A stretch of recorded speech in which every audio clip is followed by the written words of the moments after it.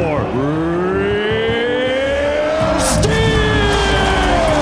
It's Rock'em Sock'em Robots on the big screen in Dreamworks' latest family actioner, Real Steel. And after premieres in Sydney, Toronto, London, and Paris, it was Hollywood's turn to roll out the red carpet for the film's stars. And for lead Hugh Jackman, it hasn't gotten old yet. This is a movie for audiences. This is a movie, it's a crowd pleaser. I've sat in 4 screenings now. The first one I saw with my wife, my mother-in-law, and my kids. They love the action, they kind of get caught up in a little bit of the romance, and particularly the father and son relationship, but they cheer and yell for these robots. Like, the people go crazy, and it's really exciting. The film is based on Richard Matheson's short story Steel, which was previously adapted as a 1963 episode of The Twilight Zone. In this updated version, Jackman plays a down-and-out prize fighter who teams up with his son to build and train a pugilistic robot with the hopes it'll become champion in a future where robots have replaced humans in the boxing ring. Let's make some money! As ultra-modern as the story matter appears, the majority of the film's production didn't take place in a computer.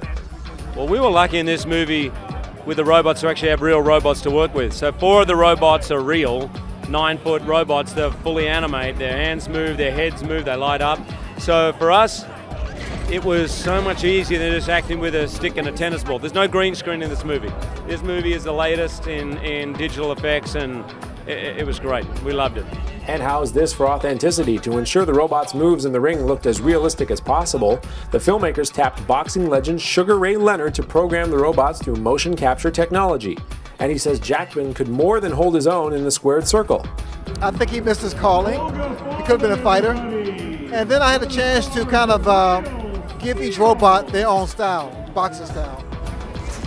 And that was like a little challenge, but it all turned out great because whether it's Zeus or Noisy Boy, depending upon the design of the robot, I would put in a Hagler or put in a George Foreman. Depends. It was fun. But it's not all crunching metal and cheering crowds. There is a touching subplot about the relationship between father and son. Real Steel gets its chance to deliver a knockout blow with audiences when it opens in 3D and IMAX 3D this Friday. Brilliant! In Hollywood, Scott Edwards, CBSNews.com.